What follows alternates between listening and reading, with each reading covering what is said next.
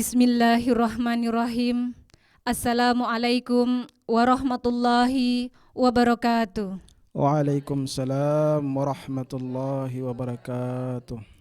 Alhamdulillahirabbil alamin wa bihi nasta'inu ala umurid dunya waddin. Assalatu wassalamu ala asrafil anbiya'i wal mursalin sayyidina Muhammadin wa ala alihi washabihi ajmain. Amma ba'du. Puji dan syukur kita panjatkan kepada Allah Subhanahu wa Ta'ala, karena hidayah dan limpahan karunia-Nya kita semua dapat berkumpul di studio RRI pada sore ini dalam keadaan sehat walafiat. Tak lupa juga kita haturkan sholawat beserta salam kepada Nabi dan Rasul kita, Nabi Muhammad Sallallahu Alaihi Wasallam, kepada keluarga beliau, sahabat, dan pengikutnya yang setia sampai akhir zaman. Dan semoga kita semua, termasuk umatnya yang setia, yang kelak akan mendapatkan syafaatnya pada hari kiamat. Amin, ya Rabbal Alamin. Pendengar dimanapun Anda berada, dan juga ibu-ibu majelis taklim yang hadir di studio, senang sekali kita bisa berjumpa kembali dalam program khusus Ramadan 1443 Hijriah di acara Risalah Berbuka Puasa RRI Serui. Bersama saya, Ibu Listiana Holid, akan menemani Anda kurang lebih 30 menit ke depan. Dan di studio juga sudah hadir ibu-ibu dari Majelis Taklim Nur Anissa Bayangkari, Cabang Polres Kepulauan Yapen. Apa kabarnya ibu-ibu pada sore ini? Alhamdulillah ya ibu-ibu. Barakallah fikum jami'in. Semoga semua yang hadir pada sore ini, kita semua masih tetap semangat walaupun kita dalam keadaan sedang melaksanakan ibadah puasa. Hadir juga ibu-ibu di sini bersama kita, yaitu Ustadz Abdul Malik Al-Husain sebagai narasumber kita pada sore ini. Apa kabarnya Pak Ustadz? Alhamdulillah, baik-baik. Alhamdulillah. Baik ibu-ibu, beliau ini adalah lulusan pendidikan takfiz di pesantren Al-Fatah Temboro Magetan, Jawa Timur, serta berpendidikan fikih dan hadis di pesantren Salaf Darul Muklasin, Magelang, Jawa Tengah. Tabarakallah Ustadz. Alhamdulillah. Pendengar dimanapun Anda berada, dan majelis dan ibu-ibu majelis taklim yang di studio, topik yang akan kita bahas yaitu meramadankan seluruh bulan. Baik ibu-ibu, nanti saya akan memberikan kesempatan buat ibu-ibu majelis taklim Nur Anissa Bayangkari untuk bertanya langsung kepada Pak Ustadz Abdul Malik Al-Husain. Baiklah, untuk mempersingkat waktu, mari saja saya persilahkan kepada Pak Ustadz Abdul Malik Al-Husain untuk memberikan tausiah singkatnya tentang topik kita, meramadankan seluruh bulan. Kepada beliau, Pak Ustadz, dengan hormat disilahkan. Bismillahirrahmanirrahim. Alhamdulillah. Alhamdulillahilladzi an'amana bini'matil imani wal islam. Alhamdulillahilladzi ja'ala syahr Ramadan syahrul mubarak. Alladzi unzila fihi al-Qur'an hudan linnas wa bayyinatin minal huda wal furqan. Ashhadu an la ilaha illallah wahdahu la syarika la wa ashhadu anna Muhammadan abduhu wa rasuluh alladzi la nabiyya ba'da. Allahumma salli wa sallim wa zid wa an'im ala habibina al-Mustafa Muhammadin sallallahu alaihi wasallam, amma ba'd. Alhamdulillah, segala puji hanya milik Allah Subhanahu wa taala. Kita bersyukur kepada Allah Subhanahu wa taala mendudukan kita dalam majelis yang mulia. Kemudian yang kedua, kita perbanyak dalam bulan Ramadan ini, perbanyak bersalawat kepada yang mulia baginda Rasulullah sallallahu alaihi wasallam. Ya. Yang sudah hadir di studio ini yang kami muliakan, ibu-ibu yang luar biasa, ya. Ibu-ibu Majelis Ta'lim Nur Aniasia Bayangkari cabang Polres Kepulauan Yapen. Semoga kehadiran ibu-ibu di sini menjadikan berkah, menjadikan sebab Allah istiqomahkan kita di dalam mengamalkan agama. Begitu juga yang kami muliakan para pendengar setia RRI yang ada di mana saja. Semoga kita dalam keadaan sehat, dalam keadaan semangat, puasa kita tetap terjaga sampai akhir Ramadan. Baik, jadi tema kita pada kesempatan kali ini adalah meramadankan seluruh bulan. Meramadankan seluruh bulan. Nah, ini luar biasa. Jadi apabila ada ibu-ibu di sini mampu mempraktekkan meramadankan seluruh bulan, maka ini luar biasa. Kenapa? Karena bulan Ramadan ini bulan yang penuh dengan keistimewaan. Banyak kejadian-kejadian mulia, banyak kejadian-kejadian istimewa yang terjadi di bulan Ramadan. Ya. Karena sudah menjadi sunatullah, sudah menjadi hukum Allah, bahwa setiap sesuatu yang Allah ciptakan pasti ada waktu-waktu yang diistimewakan oleh Allah Subhanahu wa taala. Misalkan dalam satu hari, siang malam ada waktu yang Allah istimewakan, yaitu pada sepertiga malam. Jadi kalau ibu-ibu, para pendengar setia di rumah bangun sepertiga malam menghadap Allah Subhanahu wa taala, maka ini luar biasa. Waktu yang mustajab. Waktu yang kedekatan kita dengan Allah Subhanahu wa taala itu sangat luar biasa. Begitu juga dalam 7 hari. Jadi dalam 7 hari itu ada satu hari yang diistimewakan oleh Allah Subhanahu wa taala, yakni Sayyidul Ayyam, pimpinannya para hari, yaitu hari Jumat. Nah, begitu pula dalam 12 bulan. Jadi dalam 12 bulan ini ada satu bulan yang diistimewakan oleh Allah Subhanahu wa taala, Sayyidus Syuhur, pimpinannya para bulan, penghulunya para bulan. Maka apakah selepas kita terlepas daripada bulan Ramadan, kemudian amalan-amalan kita akan putus begitu saja? Tentu tidak. Tentu tidak. Maka inilah yang dimaksud dengan meramadankan seluruh bulan. Misalkan dalam bulan puasa kita mampu menahan diri berpuasa sebulan penuh, maka di luar bulan puasa kita harus menjaga tetap berpuasa, yakni puasa sunnah minimal 3 hari dalam sebulan, atau puasa Senin Kamis. Kemudian dalam bulan Ramadan kita mampu sholat malam, sholat tarawih selama 30 hari, maka di luar Ramadan kita hidupkan sholat malam, bangun tahajud, dipaksa bangun tahajud, sholat malam. Di dalam bulan Ramadan kita mampu tadarus, membaca Quran sebulan penuh, bahkan hatam berapa kali, maka di luar Ramadan kita juga harus mempunyai kekuatan membaca Al-Quran. Begitu. Ini yang dimaksud dengan meramadankan seluruh bulan. Dalam bulan puasa ibu-ibu yang suka menggosip, jadi ketika puasa dia tahan, tidak mau bicarakan aibnya orang, maka di luar Ramadan pun harus begitu.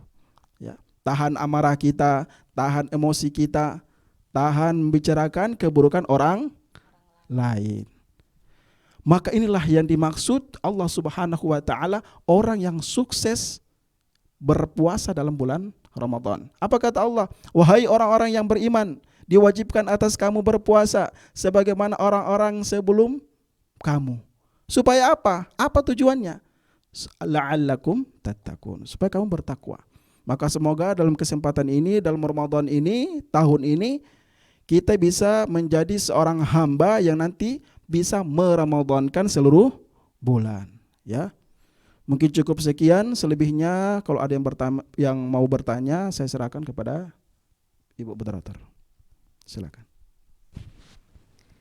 Terima kasih Pak Ustadz Abdul Malik Al-Husain sudah memberikan tausiah singkatnya.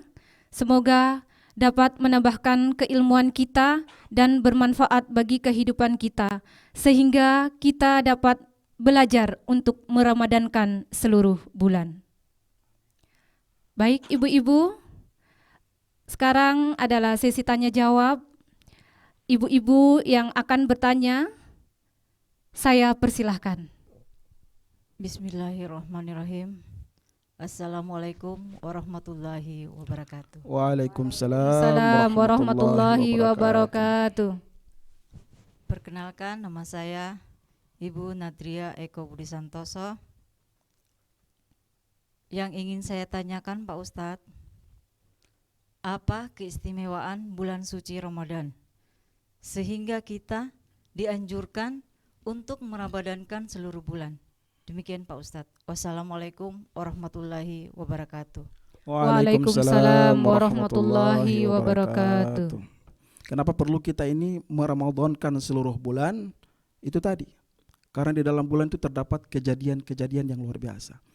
Salah satunya kata Allah Subhanahu wa taala, alladzi unzila fihil Qur'an. Ya. Di dalamnya turunnya Al-Qur'an itu pada saat bulan puasa.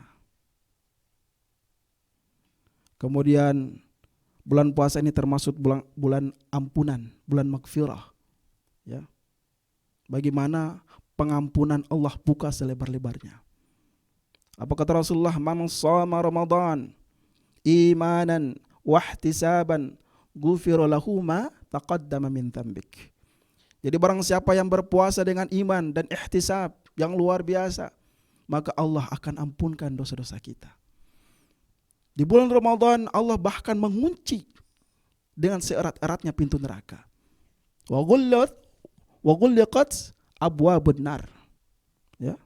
Apa kata Rasulullah? Idza jaa Ramadan, ya, futihat abwabul jannah. Allah buka surga dengan selebar-lebarnya. Kemudian pintu neraka Allah tutup dengan serapat-rapatnya. Kemudian wasuffidat asyayatin. Bahkan setan itu dibelenggu. Itu terjadi di bulan Ramadan. Kemudian malam Lailatul Qadar, ya, yang luar biasa, merupakan malam yang luar biasa. Ini pun hanya ada di bulan Ramadan.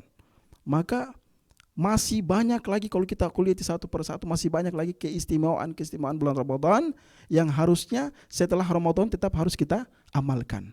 Karena Ramadan ini termasuk bulan yang paling mulia. Ya, mungkin cukup sekian.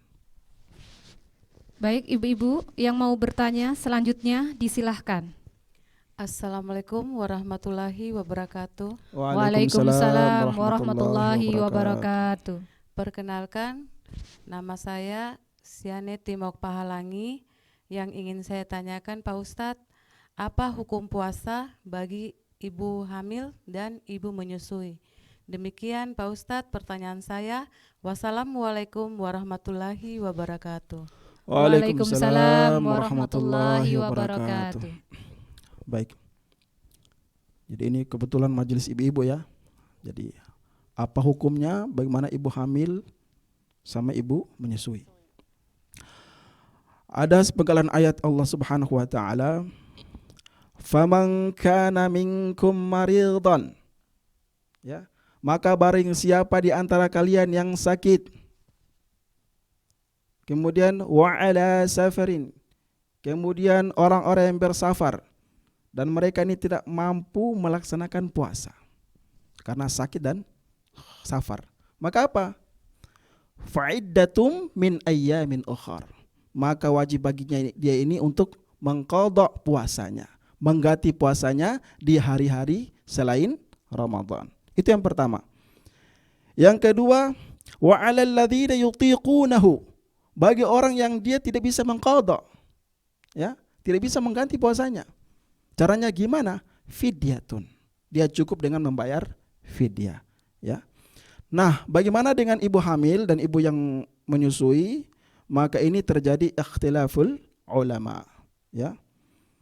Jadi pertama ini merupakan pendapat dari seorang imam besar, ya, Ibnu Haythami, kemudian seorang mufti Syekh Abdul Aziz bin Baz, seorang mufti Saudi Arabia. Mereka berpendapat kalau ada ibu hamil ataupun ibu yang menyusui yang tidak mampu berpuasa, maka dia cukup mengqadha saja. Ya. Dan ini merupakan pendapat yang mengikutkan kepada pendapat Imam Abu Hanifah. Kemudian pendapat yang kedua menurut Imam Syafi'i, bagi ibu hamil atau ibu yang menyusui yang tidak mampu melaksanakan puasanya ditakutkan karena dirinya ataupun ditakutkan karena janinnya atau anaknya, maka selain dia mengqadha puasanya, yang kedua dia harus membayar fidyah. Ya. Jadi yang pertama itu qadha, pendapat kedua qadha plus fidyah. Yang ketiga adalah cukup dengan membayar fidyah. Ya. Jadi pendapat yang ketiga ini merujuk kepada pendapatnya Imam Abu Hanifah. Jadi cukup dengan membayar fidyah saja. Ya. Tidak perlu harus qadha, tidak perlu qadha plus fidyah, cukup fidyah saja. Ya. Cuman kalau lebih hati-hatinya bagus kita qadha kalau mampu, kemudian plus fidyah. Bagaimana Ustadz? Saya ini tidak berpuasa setiap tahun karena hamil lagi, menyusui lagi, hamil lagi. Dan itu ada kisah seorang ibu-ibu ini, seorang ibu yang salehah. Dia tidak pernah berpuasa selama 9 tahun. Bayangkan 9 tahun. Karena dia itu hamil lagi, menyusui lagi, hamil lagi, menyusui lagi, ya. Jadi anaknya 16. Ya, anaknya 16. Ibu-ibu sini ada anaknya 16. Masya Allah, anaknya 16. Maka ini tidak masalah. Ya, ini adalah keringanan daripada Allah Subhanahu wa taala. Kapan dia punya luang waktu, dia mengqadha, kemudian dia membayar fidyah sesuai dengan jumlah yang dia tidak puasa. Cukup sekian. Baik, berikutnya ibu-ibu silahkan yang ingin bertanya lagi. Assalamualaikum warahmatullahi wabarakatuh. Waalaikumsalam warahmatullahi wabarakatuh. Perkenalkan, nama saya Nasma Amirullah. Begini Pak Ustadz, saya lupa berniat dan tidak makan sahur karena tertidur hingga matahari terbit. Yang saya tanyakan Pak Ustadz, apakah puasa saya sah atau bagaimana Pak Ustadz? Terima kasih. Wassalamualaikum warahmatullahi wabarakatuh. Waalaikumsalam warahmatullahi wabarakatuh. Jadi ada satu kejadian di zaman Rasulullah SAW, diceritakan oleh Ummul Mukminin Aisyah radhiyallahu anha. Beliau bercerita, dakhala alayya Nabi sallallahu alaihi wasallam dzata yaumin. Jadi ini sudah pagi, bukan sebelum fajar. Kejadiannya itu sudah pagi. Nabi sallallahu alaihi wasallam masuk, temui Aisyah radhiyallahu anha, kemudian bertanya, "Hal 'indakum syai'un?" Apakah ada sesuatu yang bisa dimakan? Maka Aisyah berkata, "La, tidak ada." Maka Nabi sallallahu alaihi wasallam bersabda, "Fa inni idzan shaimun." Maka saya berniat berpuasa. Jadi Nabi itu malamnya tidak niat berpuasa. Pas pagi karena tidak ada makanan, maka Nabi langsung niat berpuasa. Tapi ingat, ini berlaku hanya untuk kasus puasa sunnah saja, ya. Bagaimana dengan puasa wajib? Maka di sini kebanyakan jumhur para ulama berpendapat puasanya tidak sah.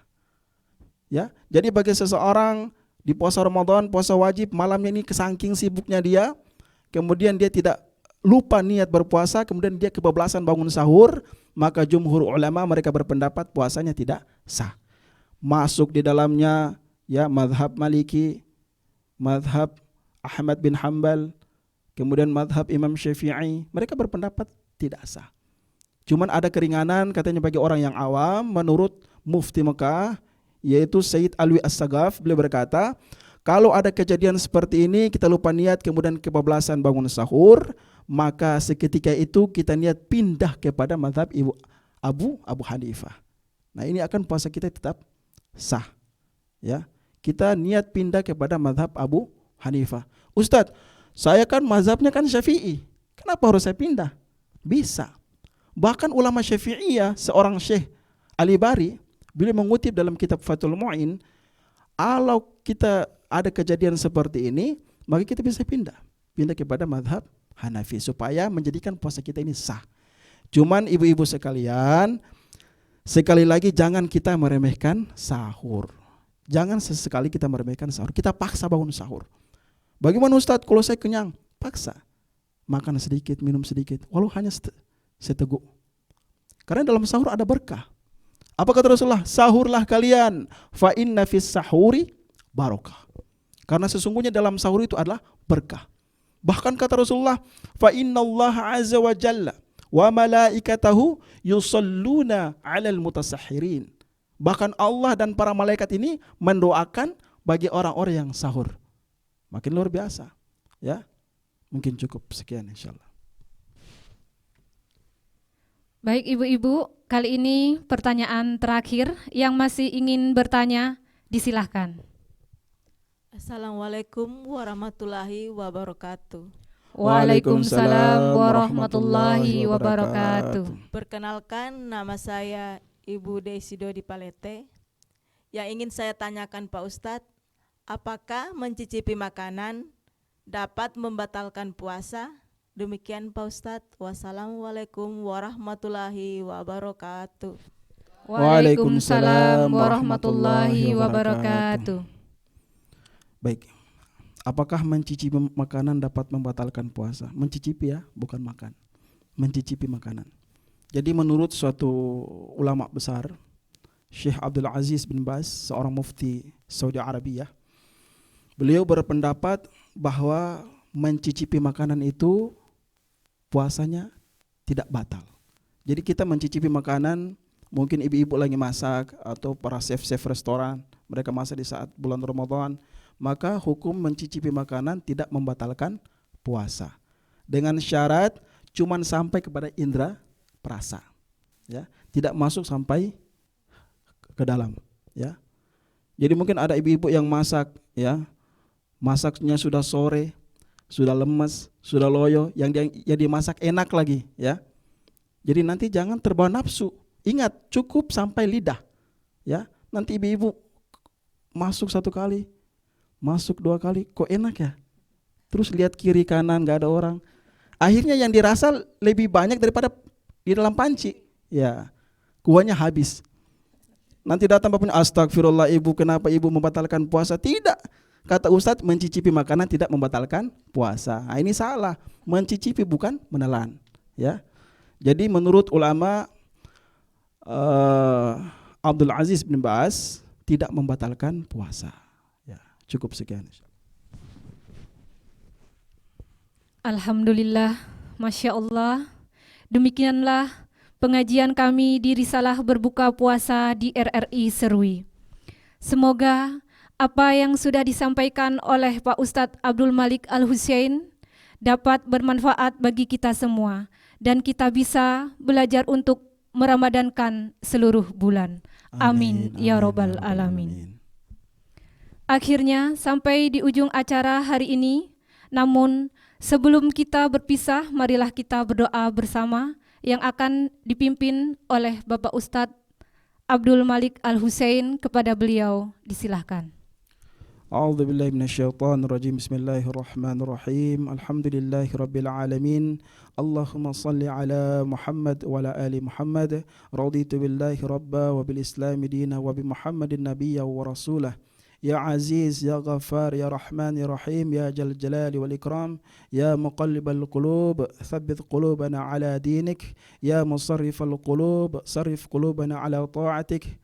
لا إله إلا أنت سبحانك إنا كنا من الظالمين اللهم زدني إيمانا ويقينا وفقها ربنا آتنا في الدنيا حسنة وفي الآخرة حسنة وقنا عذاب النار وصلى الله على سيدنا محمد النبي الأمي وعلى آله وصحبه وبارك وسلم والحمد لله رب العالمين. Pendengar di rumah dan ibu-ibu majelis taklim yang di studio, sampai di sini perjumpaan kita. Terima kasih buat ibu-ibu majelis taklim Nur Anisah Bayangkari cabang Kepulauan Yapen dan Bapak Ustadz Abdul Malik Al-Husain yang telah berkenan hadir pada kesempatan sore ini. Saya Listiana Khalid selaku pembawa acara. Jika terdapat salah kata ataupun sikap yang tidak berkenan di hati, saya mohon maaf yang sebesar-besarnya. Marilah kita tutup acara sore ini dengan membaca doa penutup majelis yang diajarkan oleh Rasulullah Sallallahu Alaihi Wasallam. Subhanakallahumma wa bihamdika asyhadu an la ilaha illa anta astaghfiruka wa atubu ilaik. Kami dari Majelis Taklim Nur Anisa Bayangkari, cabang Kepulauan Yapen mengucapkan selamat menunaikan ibadah puasa 1443 Hijriah. Semoga amal ibadah kita diterima oleh Allah Subhanahu wa Ta'ala dan kita bisa mencapai derajat orang-orang yang bertakwa. Wassalamualaikum warahmatullahi wabarakatuh. Waalaikumsalam warahmatullahi wabarakatuh.